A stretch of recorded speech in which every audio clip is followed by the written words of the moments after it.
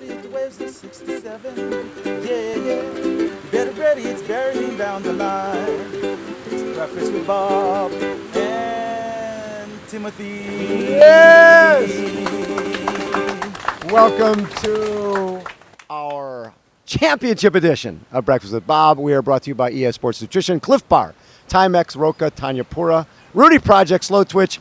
Our guest, Mr. Podium, third place, first American at the Ironman World Championship, Mr. Tim O'Donnell. Yes. Thanks, everybody. Love that. Love that. So, Tim, you've been working with Mark Allen, who's obviously the six-time champion, and what Mark told me, a lot of people give it lip service. They say, I want you to help me do this, but they don't want to change anything. Where you were very open you were coming off a fifth or something when you made the change. Yeah. That's pretty gutsy. Talk a little bit about making that transition and what you've learned from Mark. Yeah, I mean, doing your best race in Kona, placing fifth, 2013, and then deciding that you need to make a change to make the next step was definitely it was a hard call and a bit of a gamble, but I knew that I needed to do something different to really become the best athlete I can be, especially out here. And I'd met Mark a couple times here on the island, and I just had little connection with him, and I said I think he's the guy I need to get me to the top of this race. Love it. So when you're out there, we talk about that this race is predictable because it's unpredictable, and beforehand, I'm sure your thought wouldn't be, okay, I'm going to take the lead at Hawi, and I'll be the guy pushing the pace on the bike. Talk a little bit about that decision, because this is one of those races where you can't think, you just got to go. Yeah.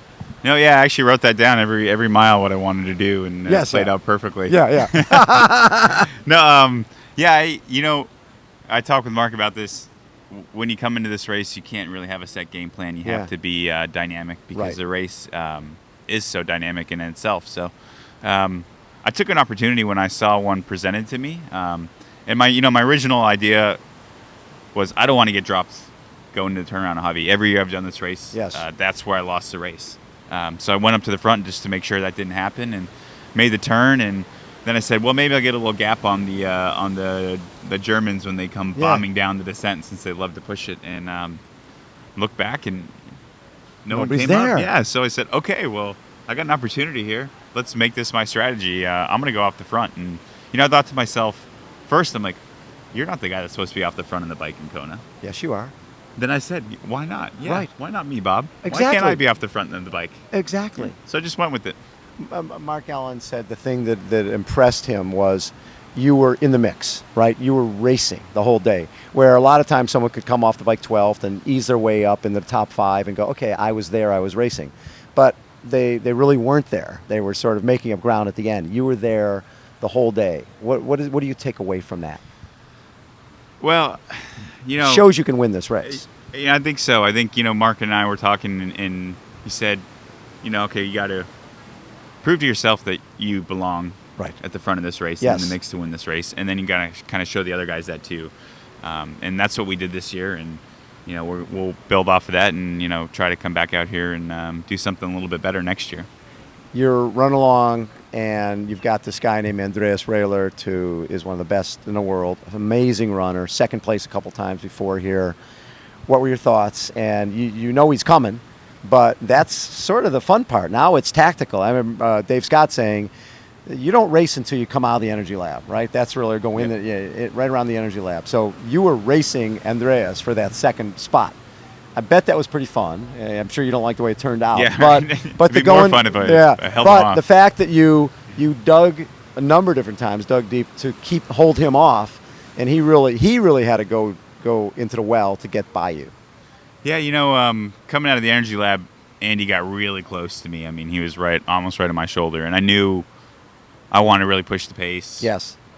All relative to that far into the run at the Hawaii Ironman. Yes. But I kind of used my last bullet coming out of the energy lab. We hit the Queen K and put another good gap on him, and he just reeled me in. I think 23 and a half miles he kind of got me, and he had flashbacks to when he was with Chris Macca. McCorma. Yep.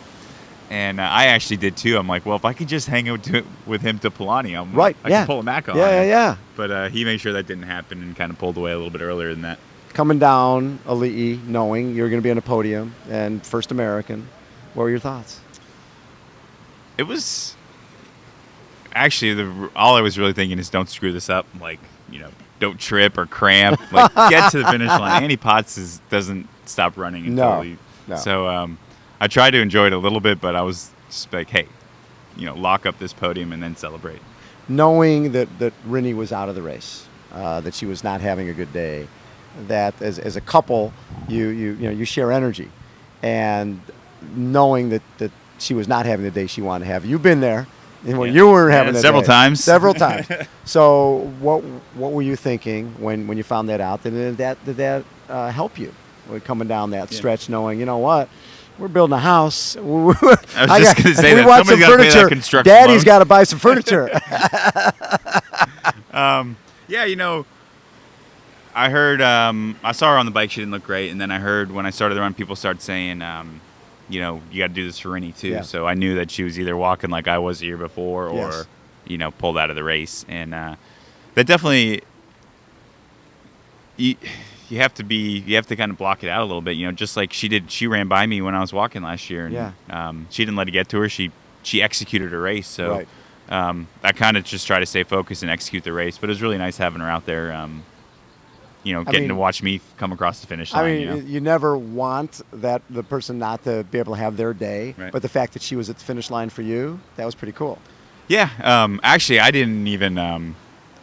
It's always me waiting there for her. Yeah. So I was like talking to Mark and some people and stuff. I didn't even know she was there. I like totally forgot. I'm like, oh yeah, Rinny's here. Like, this is so weird. Like, she's usually not here for me. I think if she had done her launch thing on you yesterday, there was no way you would have handled it, right? Like she did a couple years ago, because you were out. Right, yeah. You were gone. I saw the video of me coming across the line, and I was full, like, body tilt. Yeah. It's like it was 16:58 on the race clock coming across the line. Love that. But, we talked about this. I think this year is going to be really great for Rinny. Yes. And her being able to achieve that next kind of unbelievably spectacular performance that she's capable of after setting the course record and winning here 3 times. It's hard to kind of get up and motivate. Why would you do something like that again? Yes. And, but this will motivate her. This will motivate her, and I'm excited for her. Love it. Timothy. What the heck? Mom, sorry about that. Timothy O'Donnell has been our guest. Again, this is our championship edition. Breakfast with Bob, presented by ES Sports Nutrition. Cliff Bar, Timex, Roca, Tanya Pura, Rudy Project, Slow Twitch Up, Pancho Man. Big Island surfing, whoa, whoa, whoa. Big Island surfing. Breakfast with Bob and Timothy. Thank you, guys. That one's for you, Mom. Legend.